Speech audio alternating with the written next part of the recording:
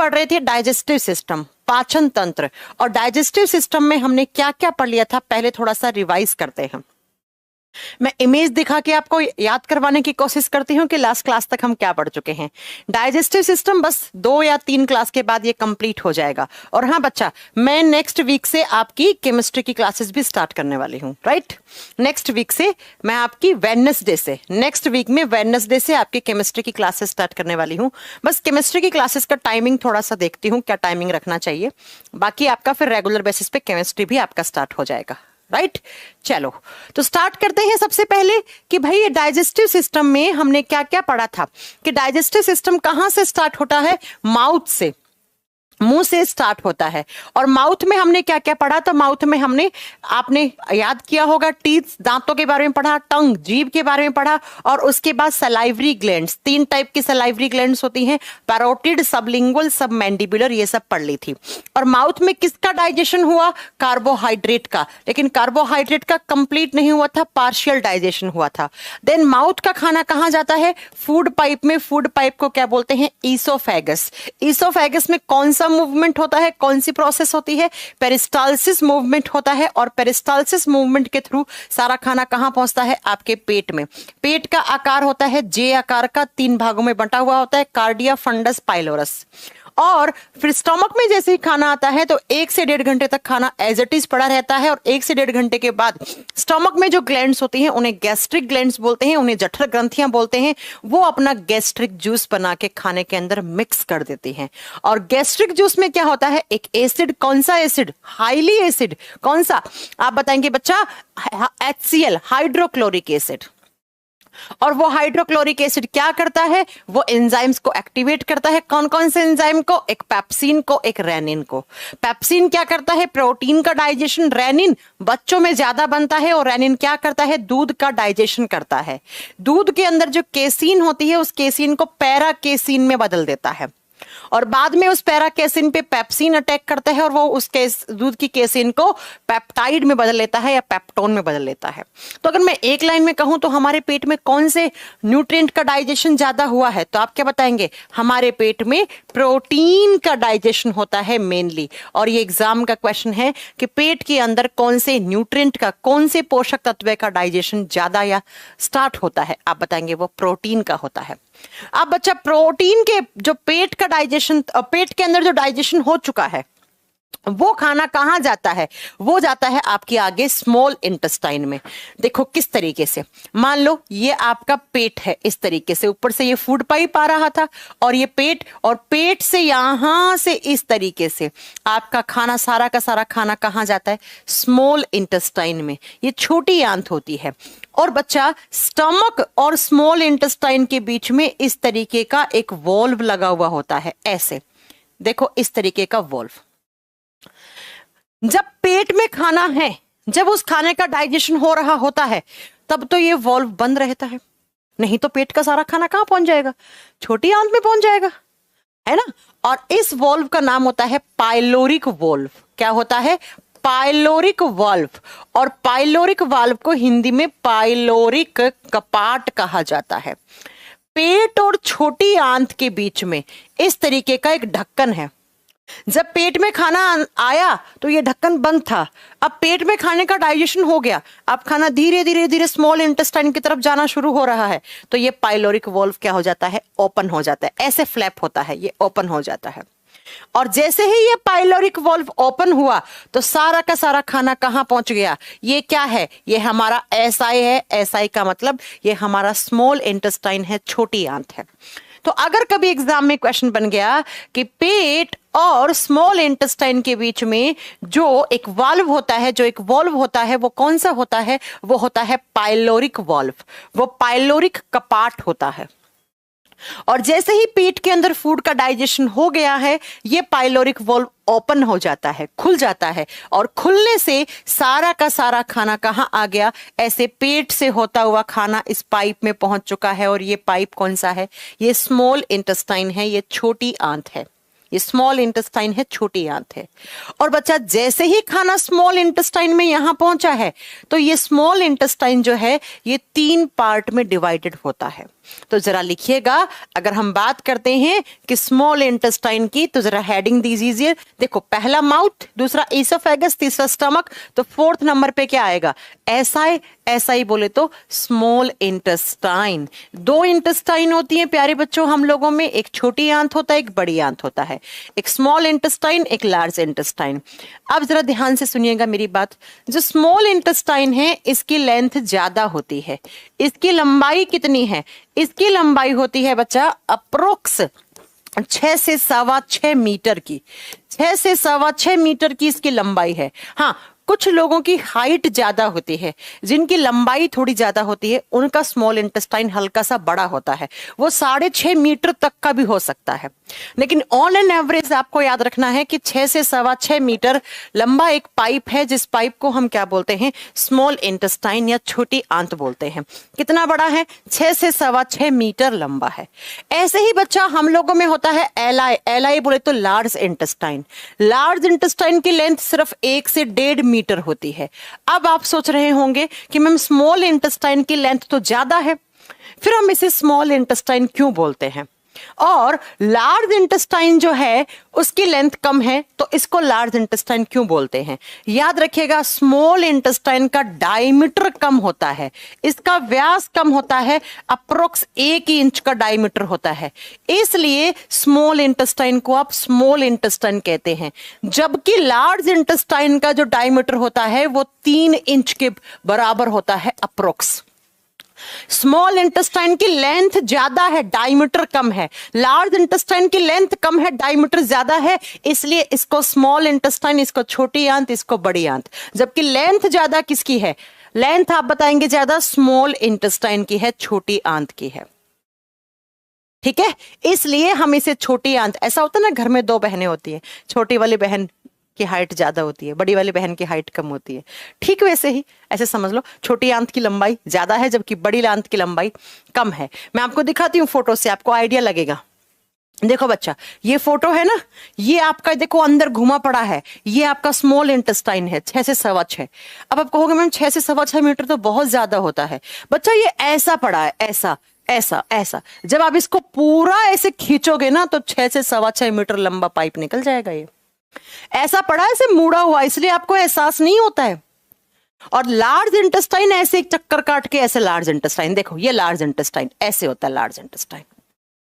लेकिन large intestine साफ दिख रहा है, इसका डायमीटर देखो बच्चा, इसका व्यास देखो 3 इंच का, ये 1 इंच का। इसलिए स्मॉल इंटेस्टाइन को हम स्मॉल बोलते हैं और लार्ज को लार्ज बोलते हैं। शायद आपका ये पॉइंट क्लियर हो गया होगा, राइट।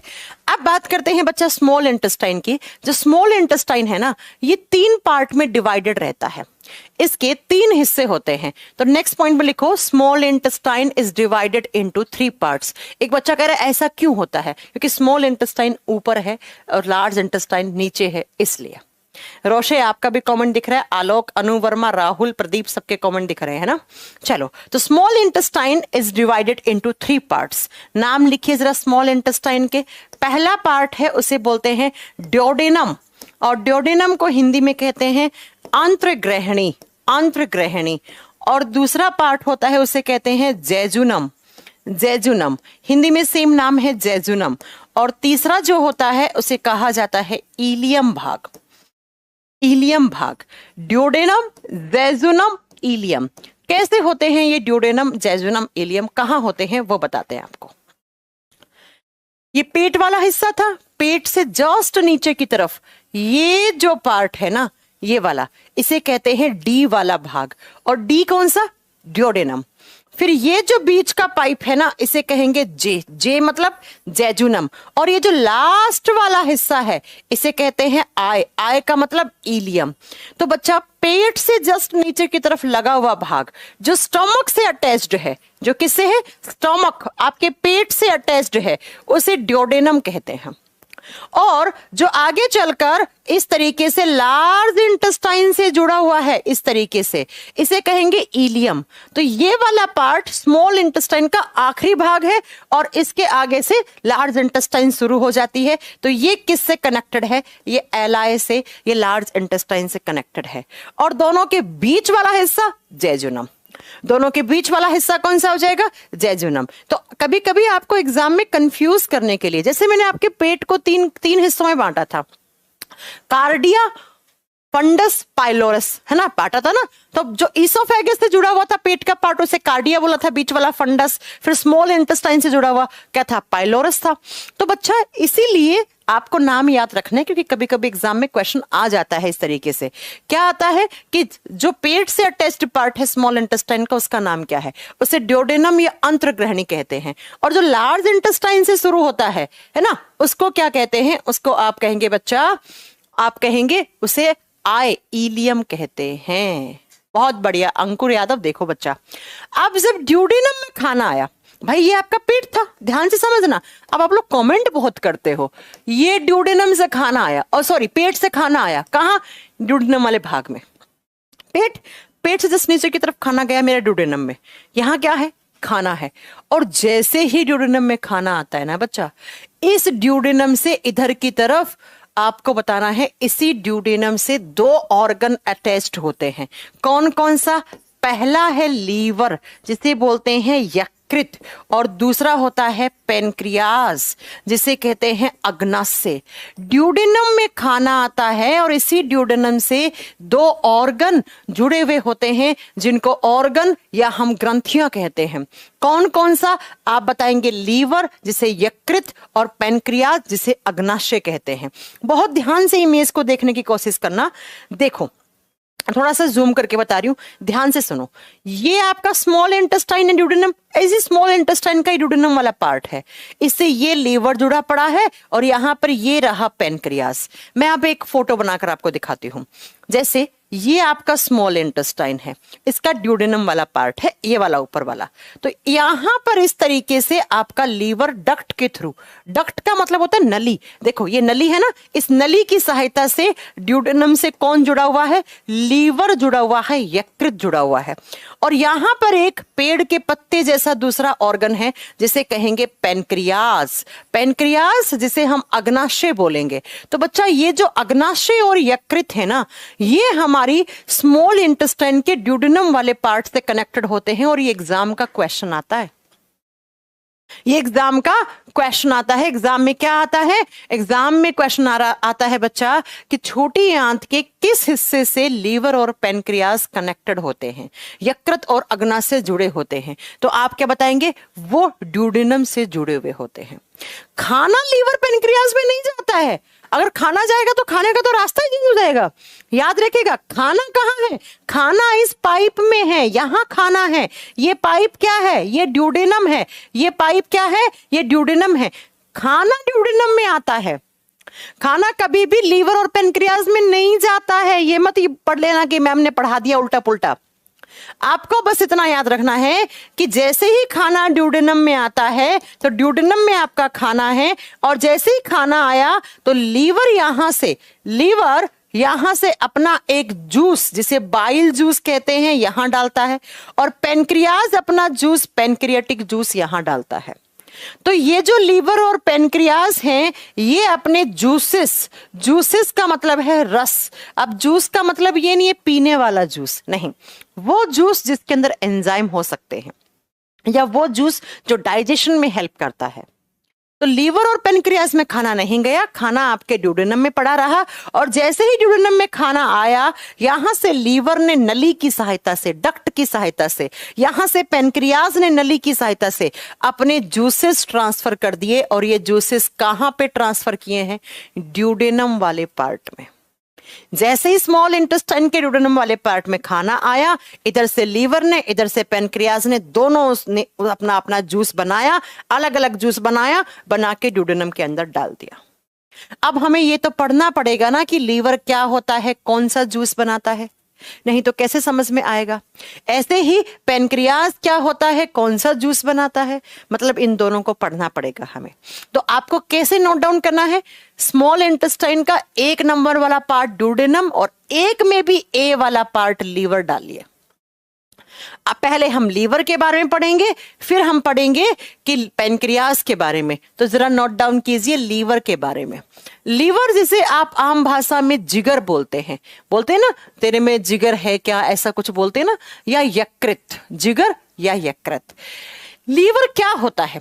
लीवर एक ऑर्गन है, एक अंग है, लेकिन बच्चा लीवर को हम ऑर्गन के साथ साथ इसे कहते हैं ह्यूमन बॉडी का लार्जेस्ट ग्लैंड। इसे हम हमारे शरीर की सबसे बड़ी ग्रंथि भी मानते हैं। क्यों मानते हैं? क्योंकि बच्चा एक तो ये वजन में ज्यादा है, और दूसरा ग्रंथि क्यों कहते हैं? क्योंकि ये जूस बनाता है।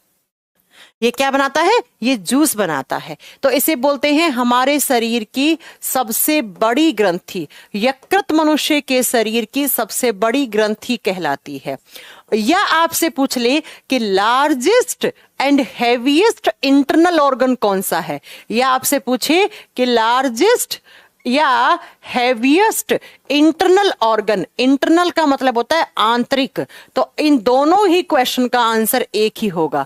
लीवर हमारे शरीर का सबसे बड़ा और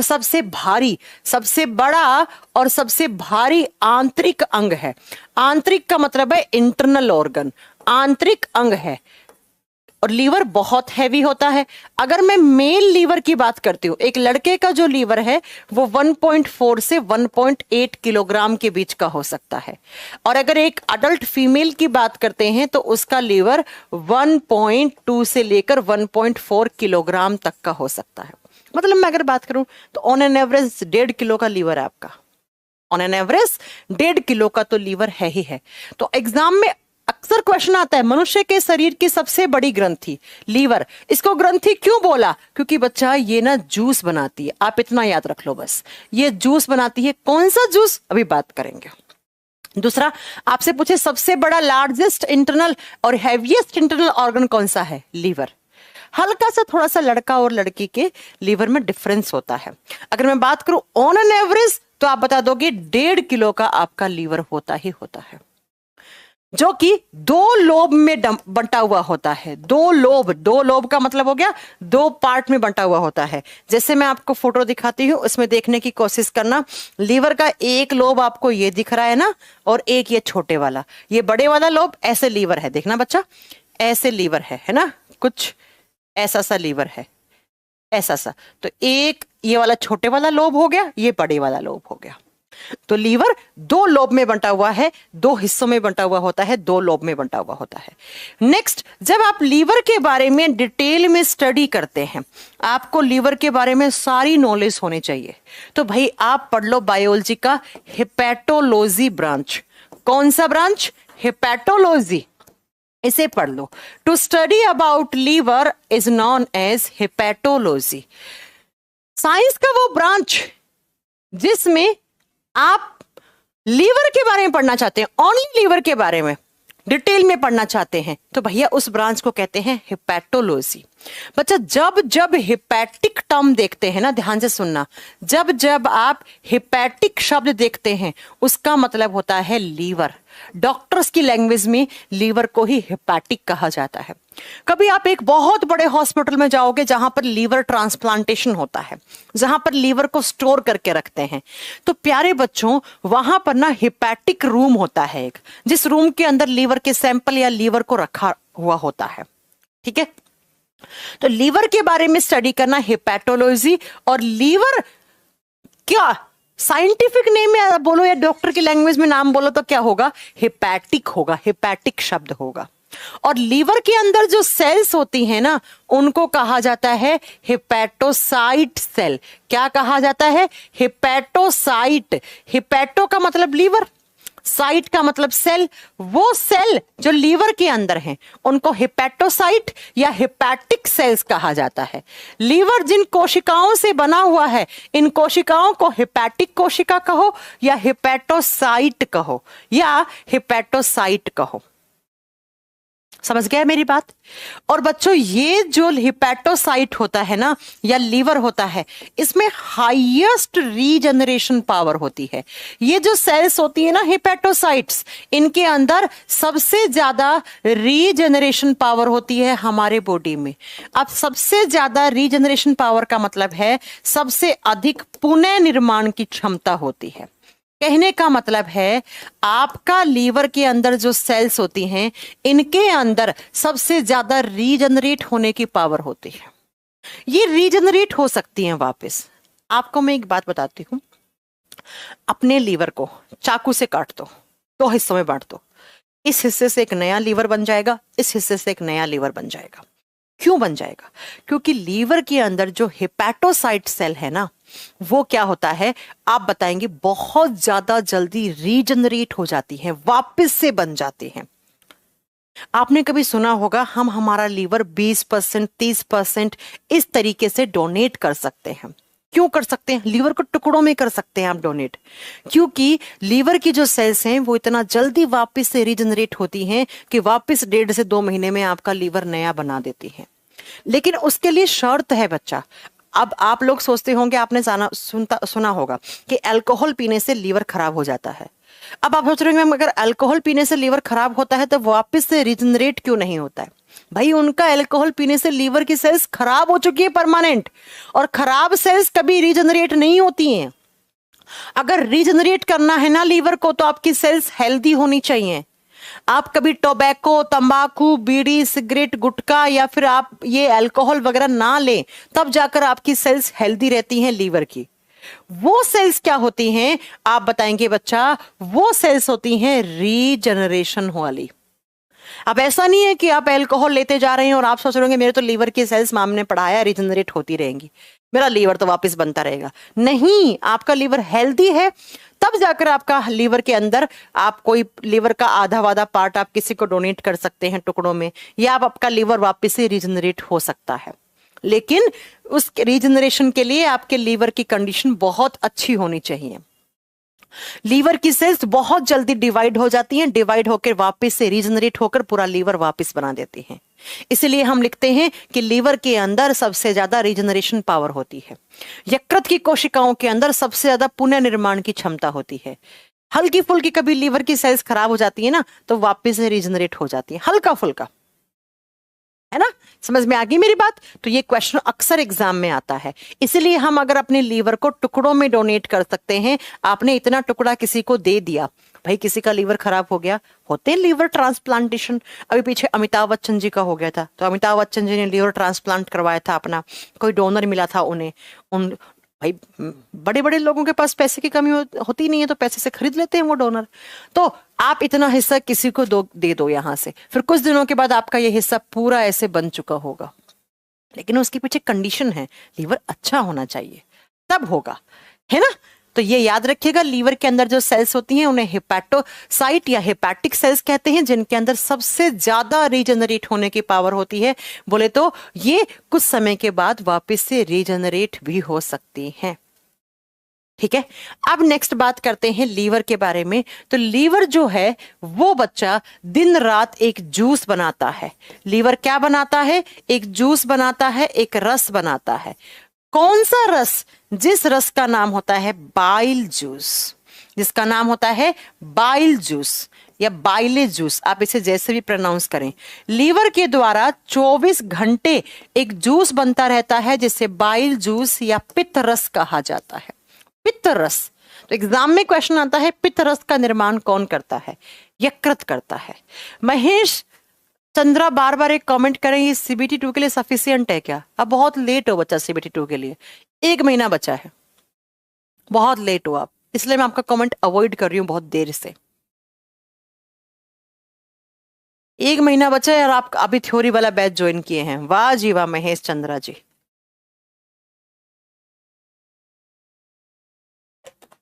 काजल कुमारी कह रहे मैम कलेजा किसे कहते हैं? कलेजा लीवर को ही कहते हैं, आम भाषा में बोलते हैं ना फलाना इंसान का कलेजा फट गया, कलेजा लीवर ही होता है। ठीक है, चलो, तो लीवर के द्वारा क्या बनता है? एक बाइल जूस बनता है। 24 घंटे 24 आवर्स हमारा लीवर एक जूस बनाता रहता है, जिसे हम क्या कहते हैं? बाइल जूस कहते हैं। ये बाइल जूस जब ज्यादा बन जाता है, तो बच्चा ध्यान से सुनिए, बाइल जूस ये जब ज्यादा बन जाता है तो लीवर के जस्ट नीचे की तरफ एक सैक लाइक स्ट्रक्चर होती है, इस तरीके से हरे रंग की, ऐसे थैली होती है एक, और इस थैली को कहते हैं हम, आप बताएंगे, गॉल ब्लैडर। क्या कहते हैं? गॉल ब्लैडर कहते हैं। हिंदी में कहते हैं पित्त की थैली या पित्ताशय। पित्त की थैली सुना होगा ना। तो जब लीवर से बनने वाला बाइल जूस ज्यादा हो गया, इस तरीके से लीवर लगातार बाइल जूस बना रहा है, तो ये ज्यादा बाइल जूस जाकर स्टोर हो जाता है कहां पर? गॉल ब्लैडर में, पित्त की थैली में, जहां पे अक्सर किसी इंसान को पथरी भी हो जाती है। और जब पथरी होती है तो वो इंसान फिर इस गॉल ब्लैडर को हटवा भी लेता है, रिमूव भी कर लेता है। तो एग्जाम में क्वेश्चन आता है कि बाइल जूस बनाया किसने, तब आप क्या बताएंगे? बाइल जूस बनाता आपका लीवर है, 24 घंटे बनाता है। जब ये बाइल जूस ज्यादा हो जाता है, जब ये बाइल जूस एक्सेस हो जाता है, ज्यादा मात्रा में बन जाता है, तो ये स्टोर कहां होने के लिए जाता है? तो बताओ जरा, स्टोर होने के लिए कहां जाता है? ये जाता है बच्चा हमारे गॉल ब्लैडर में, हमारे पित्त की थैली में, हमारे पित्त की थैली में। और एक दिन में कितना बनता है? अप्रोक्स एक दिन में 600 से 800 ml, 600 to 800 ml per day, इतना बाइल जूस आपके बॉडी में बनना चाहिए। मिनिमम इतना बनना चाहिए आपके लीवर से। और बच्चा, ये जो बाइल जूस होता है, इसका नेचर कैसा होता है? इसका पीएच वैल्यू होता है 7.6। तो ये किस नेचर का होता है? ये बेसिक, ये क्षारीय प्रकृति का होता है। ये सारे क्वेश्चन बता रही हूं आपको एग्जाम में, सारे एग्जाम के क्वेश्चन बता रही हूं। क्या क्या एग्जाम का क्वेश्चन हो गया? बाइल जूस किसने बनाया? लीवर ने। ज्यादा बन गया, कहां स्टोर? गॉल ब्लैडर में। कितना बनता है? इतना। इसका पीएच वैल्यू कितना होता है? इतना होता है। अब जो ज्यादा था वो तो गॉल ब्लैडर में, हरे रंग का होता है गॉल ब्लैडर। क्यों होता है उसका रीजन अभी बताएंगे। आपका बाइल जूस का कलर कैसा होता है सुन लो। इसीलिए देखो, जो बाइल जूस होता है इसका कलर, इसका जो रंग होता है, ये होता है बच्चा ग्रीन कलर का। ये हरे रंग का होता है, ये हरे रंग का होता है। आप कभी देखना, छोटा बच्चा होता है, उसकी जो पोटी होती है, आप लोग हम कैसी बात करते हो, पोटी ग्रीन कलर की होती है। क्यों? कि छोटे बच्चे का जो लीवर है वो अच्छे से बना हुआ नहीं होता है, इसलिए उसका ये ग्रीन कलर वाले पिगमेंट उसकी पोटी में निकल जाते हैं। तो बच्चे का पोटी जो होता है वो हरे रंग का होता है ना। जब बात करते हैं बच्चा बाइल जूस पित्त रस किस कलर का है, आप बताएंगे हरे रंग का है। और हरे रंग का क्यों है? क्योंकि इसके अंदर ग्रीन कलर का पिगमेंट होता है। और कौन सा होता है? आप बताएंगे बिलीवर्डिन। कौन सा पिगमेंट है? बिलीवर्डिन। इस पिगमेंट की वजह से बाइल जूस हरे रंग का होता है, हरे रंग का होता है। और इसीलिए ये जो गॉल ब्लैडर होता है ये भी ग्रीन कलर का होता है। मैं आपको फोटो में दिखाती हूं। ये देखना, छोटा सा गॉल ब्लैडर ऐसे लटका हुआ दिख रहा है लीवर के साथ, ऐसे ऐसे लटका हुआ दिख रहा है हरे रंग का। इसी को गॉल ब्लैडर, पित्त की थैली बोल रखा है। तो बाइल जूस हरे रंग का है क्योंकि उसके अंदर हरे रंग का पिगमेंट है। कौन सा? बिलीवर्डिन। और जब कभी किसी इंसान को पीलिया वगैरह होता है तो या तो उसको पोटी और उसका यूरिन बहुत ज्यादा पीले रंग का होता है या हरे रंग का होता है। यही रीजन है। बात समझ में आ गई है इतनी बात? चलो अब बात ये करते हैं, ये बाइल जूस हम यहां क्यों पढ़ रहे हैं। तो बच्चा, जो ज्यादा बाइल जूस था वो तो गॉल ब्लैडर में जाके स्टोर हो गया। बाकी का बाइल जूस ऐसे होता हुआ आता है स्मॉल इंटेस्टाइन में। ये क्या है? ये हमारा स्मॉल इंटेस्टाइन है। और स्मॉल इंटेस्टाइन का कौन सा हिस्सा है? ड्यूडेनम वाला। अभी बताया था ना मैंने, इस तरीके से ये ड्यूडेनम है, इस ड्यूडेनम से लीवर जुड़ा हुआ है। तो लीवर ने बाइल जूस बना के कहां पर भेज दिया? इस ड्यूडेनम वाले हिस्से में भेज दिया। ज्यादा था वो स्टोर हो गया। गॉल ब्लैडर का एक ही काम होता है बाइल जूस को स्टोर करना, इसके अलावा कोई फंक्शन नहीं होता है इसका। बाकी का बाइल जूस ऐसे होता हुआ नली की सहायता से कहां आ गया? छोटी आंत में आ गया। छोटी आंत के किस हिस्से में आ गया? ड्यूडेनम वाले हिस्से में। और ये बाइल जूस आकर इस ड्यूडेनम में किसके साथ मिक्स हो जाएगा? खाने के साथ, फूड के साथ मिक्स हो जाएगा। और खाने में ये बाइल जूस क्या करेगा? तो ये बाइल जूस डाइजेशन में हेल्प करेगा। इसीलिए तो हमें बाइल जूस यहां पढ़ना पड़ रहा है, वरना हम बाइल जूस क्यों पढ़ते हैं यहां पे? वरना हमें यहां पे बाइल जूस पढ़ने की क्या जरूरत थी? तो बच्चा जो बाकी का बाइल जूस था वो आ गया कहां पर, आपके खाने में, और खाने में आके मिक्स हो गया, और मिक्स होकर वो क्या करेगा, वो डाइजेशन करेगा। वो क्या करेगा, डाइजेशन करेगा। अब बात ये आती है कि मैम हमारे लीवर से निकलने वाले बाइल जूस में क्या क्या होता है, जरा सुन लीजिए क्या क्या होता है। जब बात करते हैं बाइल जूस के कंपोजिशन की, तो लिखिए बाइल जूस में क्या क्या होता है। जैसे हमने पढ़ा था आपके सलाइवा में क्या क्या होता है, आप लिख दीजिए जरा से सलाइवा में क्या क्या होता है। ऐसे ही मैंने आपको पढ़ाया था कि आपके गैस्ट्रिक जूस में क्या क्या होता है, पढ़ाया था कि नहीं पढ़ाया था, जल्दी बताओ।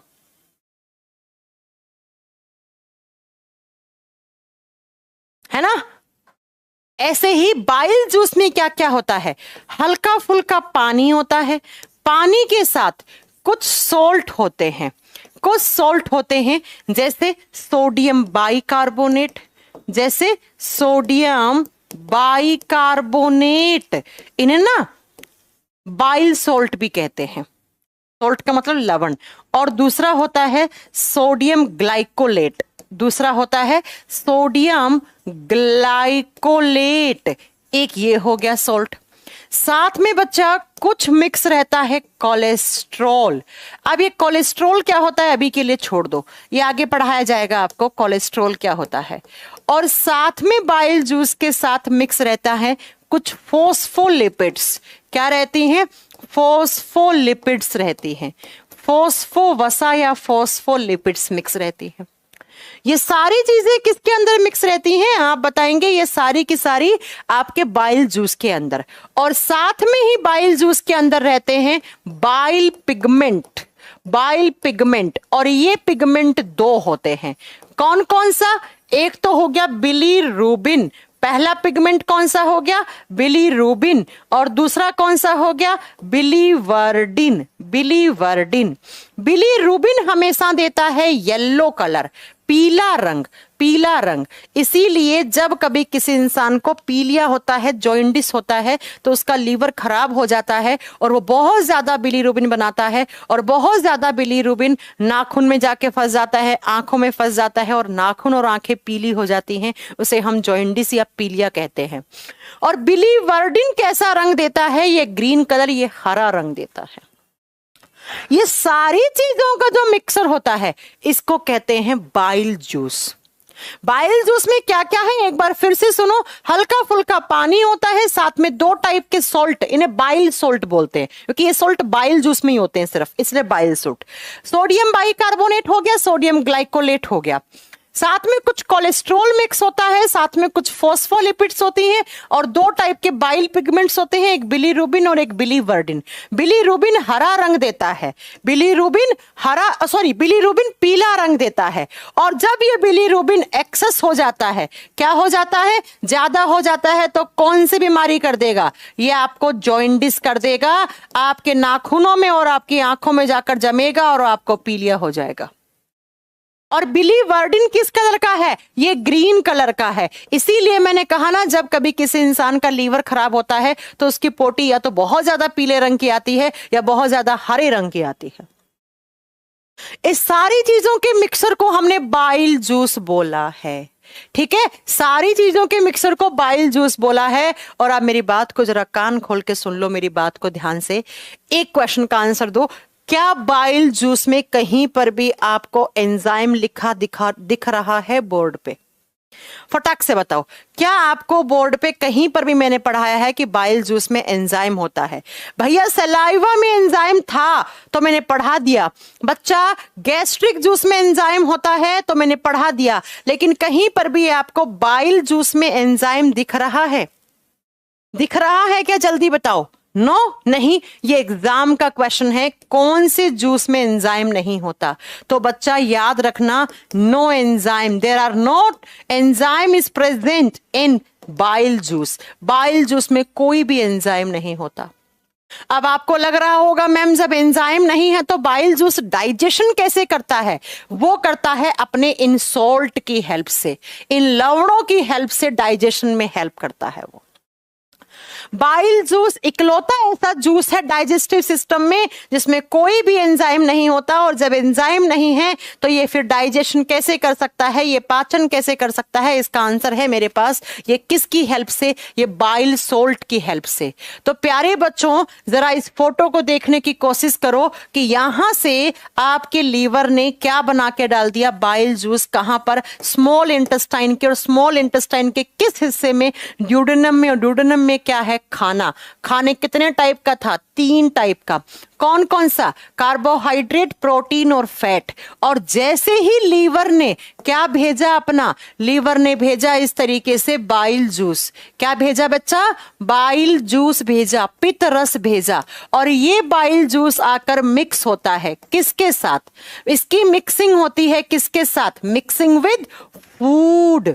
और ये फूड कहां का है? ये ड्यूडेनम वाले भाग का है।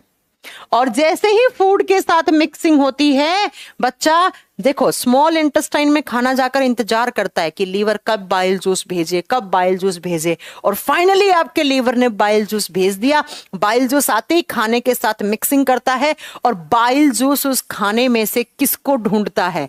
बाइल जूस ढूंढता है उस खाने में से लिपिड्स को, वसा को ढूंढता है। वसा किससे मिलती है? आप तेल, घी, बटर, मक्खन ये सब खाते हो, इनसे लिपिड्स मिलती हैं। और लिपिड्स इस तरीके से बड़ी बड़ी ड्रॉप में होता है, और ये बाइल जूस आता है और इन लिपिड्स की बूंदों पर अटैक करता है, इन बड़ी बड़ी बूंदों का ब्रेकडाउन करता है। किसकी हेल्प से? अपने सोल्ट की हेल्प से, बाइल सोल्ट्स की हेल्प से। कौन सा जूस? Bile juice. और क्या करेगा बच्चा? इन बड़ी बड़ी लिपिड्स की बूंदों को छोटी छोटी वसा की बूंदों में बदल देता है। छोटा बदला है इस तरीके से, और ये जो छोटी छोटी बूंदें हैं इनको कहा जाता है फैटी एसिड्स। इनको क्या कहा जाता है? फैटी एसिड्स, या इन्हें वसीय अम्ल कहा जाता है। लेकिन मैं एक बात बता दूं, यहां पर डाइजेशन हुआ है लिपिड का। देखो लिपिड के बड़े मॉलिक्यूल लिपिड के छोटे मॉलिक्यूल में टूट गए हैं, लेकिन बच्चा यहां पर कंप्लीट डाइजेशन नहीं होता है। लिपिड्स का कैसा डाइजेशन होता है? पार्शियल डाइजेशन होता है। और पार्शियल का मतलब क्या होता है? आधा अधूरा, आंशिक तौर पे। कम डाइजेशन हुआ है, पूरा नहीं हुआ है, आंशिक तौर पे हुआ। लेकिन किया तो सही ना? किसने किया? अब आप बताओ। बाइल जूस ने। एग्जाम के क्वेश्चन क्या है? बाइल जूस किसने बनाया? लीवर ने। ज्यादा हो गया, कहां स्टोर हो गया? गॉल ब्लैडर में। बाइल जूस किसका डाइजेशन करता है? फैट या लिपिड का। किसकी हेल्प से? बाइल सोल्ट की हेल्प से। किस में बदल देता है? फैटी एसिड में। क्या ये कंप्लीट कर देता है? नो। कैसा? ये पार्शियल डाइजेशन करता है। और प्यारे बच्चों, ये जो केमिकल रिएक्शन लिखा है ना, क्या कौन सा केमिकल रिएक्शन? एक लिक्विड लिपिड, लिपिड जो है वो लिक्विड फॉर्म में होता है, उसकी ड्रॉप होती है, और इसी के अंदर छोटा लिक्विड और मतलब ये बड़ा था, बड़ा छोटा में बदल गया। एक लिपिड दूसरे लिपिड की मॉलिक्यूल में टूट गया, एक लिक्विड छोटी ड्रॉप में टूट गया, तो इसे कहा जाता है इमल्सिफिकेशन। इस प्रोसेस को नाम दिया जाता है इमल्सिफिकेशन, पायसीकरण। एग्जाम में अक्सर क्वेश्चन आता है कि लीवर से निकलने वाला बाइल जूस किस प्रोसेस पे काम करता है? आपको बताना है इमल्सिफिकेशन प्रोसेस पे काम करता है। लीवर से निकलने वाला बाइल जूस कौन सी प्रोसेस पे काम करता है? इमल्सिफिकेशन पर, यकृत पायसीकरण प्रक्रिया पे आधारित है। इमल्सिफिकेशन का मतलब क्या है? एक लिक्विड की बड़ी बूंदें और उन बड़ी बूंदों को छोटी लिक्विड की छोटी छोटी ड्रॉप में बदलना इमल्सिफिकेशन या पायसीकरण कहलाता है। तो एग्जाम में क्वेश्चन क्या आता है? लीवर से बनने वाला बाइल जूस किस प्रोसेस पे काम करता है? तो आप क्या बताएंगे? लीवर से निकलने वाला बाइल जूस इमल्सिफिकेशन, पायसीकरण प्रोसेस पे आधारित है। लीवर क्या करता है? डाइजेस्टिव सिस्टम में लीवर किस तरीके से हेल्प करता है? मैम वो लिपिड्स का इमल्सिफिकेशन कर देता है, इमल्सिफिकेशन कर देता है। तो बच्चों ये सारी बातें आपको लीवर के बारे में याद रखी। अगर मैं आपसे बोलूं, अगर मैं आपसे कह दूं मेरा लीवर खराब हो गया है, तो क्या हो हो जाएगा मेरे डाइजेस्टिव सिस्टम में? आपके सामने आंसर है मैम, अगर आपका लीवर खराब हो गया तो आप जो लिपिड्स खा रही हैं, तेल घी खा रहे हैं, बटर मक्खन चिकन वगैरह ये सब खा रहे हैं, इनमें जो लिपिड्स है उसका डाइजेशन नहीं होगा। होगा कि नहीं होगा? नहीं होगा लिपिड्स का डाइजेशन। तो बच्चा इस तरीके से लीवर डाइजेस्टिव सिस्टम का हिस्सा माना गया है। लीवर डाइजेस्टिव सिस्टम में इमल्सिफिकेशन करता है, किसका? लिपिड का करता है। ये तो डाइजेशन में रोल है लीवर का, लेकिन इसके अलावा लीवर और भी बहुत काम करता है। ये तो डाइजेशन में रोल है, क्योंकि हम क्या पढ़ रहे हैं, क्योंकि हम डाइजेस्टिव सिस्टम पढ़ रहे हैं, तो पहले हमें डाइजेशन में तो लीवर का पता होना चाहिए ना। लीवर में खाना नहीं जाता है, खाना स्मॉल इंटेस्टाइन में पड़ा है, लीवर ने बाइल जूस भेजा, बाइल जूस ने अपने बाइल सोल्ट की हेल्प से लिपिड को छोटे ड्रॉप में बदल दिया। और ये लीवर की बात हो गई। पेनक्रियास पे अभी नहीं आएंगे, पेनक्रियास पे पढ़ेंगे। तो लीवर का डाइजेस्टिव सिस्टम में तो ये रोल था, इमल्सिफिकेशन ऑफ फैट करता है वो, या इमल्सिफिकेशन ऑफ लिपिड्स करता है। इसके अलावा लीवर के क्या और फंक्शन हैं? तो बच्चा बहुत सारे काम है, लीवर बहुत काम करता है। तो लिखिए फंक्शन ऑफ लीवर, यकृत के कार्य, क्या क्या काम करता है यकृत के कार्य। इसके अलावा और आपका जो लीवर है, यकृत है, ये और क्या क्या काम करता है? लीवर बहुत सारे काम करता है।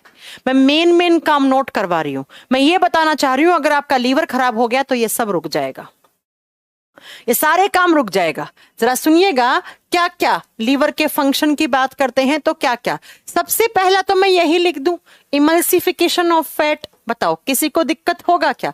लीवर क्या करता है? डाइजेस्टिव सिस्टम में हेल्प करता है। और डाइजेस्टिव सिस्टम में क्या हेल्प करता है? इमल्सिफिकेशन ऑफ फैट, वसा का पायसीकरण, मतलब वसा के पाचन में। आप ऐसे लिख लो, आम भाषा में लिखना है तो वसा के पाचन में सहायक है या नहीं है? बिल्कुल है, वसा के पाचन में सहायक। दूसरा क्या काम करता है लीवर? आप लिख दो दूसरा फंक्शन, आप नंबरिंग करते जाना, ठीक है, आप नंबरिंग करते जाना। दूसरा आप लिख दो, ये बाइल जूस बनाता है, बाइल जूस का प्रोडक्शन करता है, बाइल जूस का निर्माण करना। यस मैम, बिल्कुल लीवर करता है। तीसरा अगर मैं बोलूं तो ये बाइल पिगमेंट बनाता है, बाइल पिगमेंट्स को बनाना। और बाइल पिगमेंट्स कौन कौन से थे? दो। कौन कौन सा? बिलीरूबिन, पहला बाइल पिगमेंट जो पीला रंग देता है, बिलीरूबिन। और दूसरा कौन सा? बिलीवर्डिन। तो ये भी पूछ ले एग्जाम में कौन बनाता है, तो ये भी तो आपका लीवर ही तो बनाता है। नेक्स्ट आप बताएंगे लीवर यूरिया का फॉर्मेशन करता है। मोस्ट इंपॉर्टेंट क्वेश्चन, यूरिया का फॉर्मेशन। यूरिया आपके बॉडी में जो बनती है वो यकृत द्वारा बनाई जाती है। याद रखना, यूरिन पेशाब जो होता है वो किडनी बनाते हैं, जबकि उस पेशाब के अंदर जो यूरिया घुली हुई आती है वो कौन बनाता है? तो वो कौन बनाता है? वो बनाता है आपका लीवर। लीवर यूरिया बनाता है। नेक्स्ट आप बताएंगे लीवर जो है वो स्टोर हाउस माना गया है। स्टोर हाउस का मतलब होता है ये बहुत सारी चीजों को स्टोर करता है। जैसे लीवर के अंदर ग्लाइकोजन स्टोर रहता है, ग्लाइकोजन ह्यूमन बॉडी का स्टोर फूड कहलाता है। लीवर के पास ग्लाइकोजन होता है और ग्लाइकोजन मनुष्य के शरीर का स्टोर फूड कहलाता है। स्टोर फूड का मतलब है संग्रहित भोजन, जिसका संग्रहण हो रखा है, जो आपने फ्यूचर के लिए स्टोर कर रखा है फूड। अगला, लीवर करता है बहुत सारी विटामिन को स्टोर, और उसमें से मेनली कौन कौन से विटामिन? विटामिन ए और डी, ई के लिखिएगा। नेक्स्ट, विटामिन ए, डी, ई, के, इन सबको स्टोर कर लेता है, इन सारी विटामिन को स्टोर कर लेता है। अगला, लीवर का काम होता है डिटॉक्सिफिकेशन। डिटॉक्सिफिकेशन का मतलब होता है जहरीले पदार्थों का प्रभाव करना, कम करना, जहरीले पदार्थों का प्रभाव कम करना। आपके बॉडी में कहीं पर भी कोई ऐसा चीज है जो आपके शरीर को नुकसान पहुंचा रहा है, तो लीवर बेचारा इतना सीधा होता है, उसे अपने पास ले लेता है और आपके शरीर में उस चीज से बचा लेता है, वरना तो वो आपके शरीर के लिए क्या कर देगा? वरना तो वो आपके शरीर के लिए नुकसान पहुंचा सकता है। मैं क्या कहना चाह रही हूं, मैं ये कहना चाह रही हूं कि आपके बॉडी में कोई भी ऐसी हानिकारक, आपने सुना होगा पेन किलर खाने से लीवर खराब हो जाता है। बिल्कुल सही बात है। पेन किलर के अंदर जो टॉक्सिक केमिकल हैं वो केमिकल आपके लीवर के अंदर आते हैं और लीवर से क्या हो जाता है आप बताएंगे, लीवर उसको स्टोर कर लेता है अपने पास। तो इसे कहा जाता है डिटॉक्सिफिकेशन। जहरीले पदार्थों का प्रभाव कम करने का काम करता है।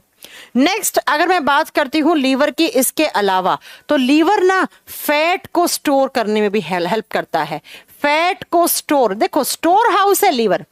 जैसे हमारी मम्मियां क्या करती हैं घर में, मम्मी हमारी रसोई का राशन, बहुत ज्यादा राशन एक साथ ले आती हैं और फिर उसे स्टोर रूम में डाल देती हैं, फिर धीरे धीरे उसे काम में लेती रहती हैं। ठीक वैसे ही जब आपके बॉडी में कोई भी चीज ज्यादा हो जाती है तो लीवर बेचारा अपने पास बुला लेता है। लीवर कहता है लाओ मुझे दे दो, जब जरूरत हो मेरे से ले जाना। तो हम लीवर को हमारे बॉडी का स्टोर हाउस कहते हैं। इसे हम हमारे बॉडी का स्टोर हाउस भी मानते हैं। ये काम क्या करता है, डिटॉक्सिफिकेशन, जहरीले पदार्थों का प्रभाव कम करता है, जहरीले पदार्थों से हमें बचाने का काम करता है, विटामिन को स्टोर करता है, ग्लाइकोजन को स्टोर करता है, यूरिया बनाता है, बाइल पिगमेंट बनाता है, बाइल जूस बनाता है, इमल्सिफिकेशन करता है। इसके अलावा और सुनो, कोलेस्ट्रॉल बनाता है, कोलेस्ट्रॉल का फॉर्मेशन करता है, कोलेस्ट्रॉल बनाता है, कोलेस्ट्रॉल का फॉर्मेशन, कोलेस्ट्रॉल का निर्माण करता है। तो मैं ये कहना चाह रही हूं कि लीवर बहुत सारे काम करता है। ये मैंने कुछ मेन फंक्शन आपको लीवर के पढ़ाए हैं। ये मेन फंक्शन पढ़ाए मैंने, ऐसे लीवर बहुत सारे काम करता है बच्चा। इनमें से कोई भी फंक्शन आ गया तो आप सबका आंसर क्या करके आएंगे, लीवर। हाँ जी बच्चा, बिल्कुल मैं लिखवा देती हूं। राहुल ये भी लिख लो। चलो नेक्स्ट, एक प्रोटीन होती है एल्ब्यूमिन। नेक्स्ट लिखो, फॉर्मेशन ऑफ एल्ब्यूमिन प्रोटीन। इस प्रोटीन को भी कौन बनाता है, formation of albumin protein. Albumin protein होता है हमारे बॉडी में, ये भी लीवर बनाता है। तो लिख दो, लीवर के द्वारा एल्ब्यूमिन प्रोटीन भी बनाया जाता है। एल्ब्यूमिन प्रोटीन बनाता है। इसके अलावा एक हैप्रीन होता है, आगे पढ़ाऊंगी, उसको भी लीवर बनाता है।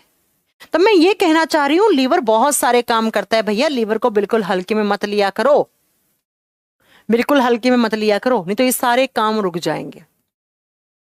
ये सारे काम आपके रुक जाएंगे लीवर के। और जब आप ज्यादा अल्कोहल लेते हो तो आपका लीवर खराब हो जाता है। अल्कोहल जब आप ज्यादा लोगे तो ये किसको नुकसान पहुंचाएगा, ये आपके लीवर को नुकसान पहुंचाएगा।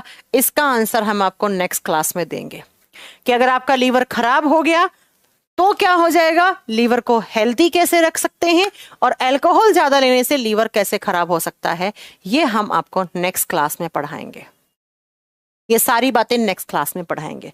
फिर पेनक्रियास पढ़ेंगे। बस दो, मुश्किल से 2 या 3, 2 क्लास के अंदर आपका ये चैप्टर फिनिश हो जाएगा। थोड़ा बड़ा चैप्टर है लेकिन बच्चा बहुत सारे एग्जाम में क्वेश्चन भी तो आते हैं। बेटा कोलेस्ट्रॉल एक टाइप का फैट होता है गौरव, अब आप समझ सकते हैं तो देख लो, नहीं तो आगे पढ़ाएंगे आपको। हाँ, ये सारे क्वेश्चन के आंसर दूंगे आपको। अल्कोहल पीने से कैसे खराब हो जाता है, फैटी लीवर क्या होता है, सब पढ़ाएंगे आगे। चलिए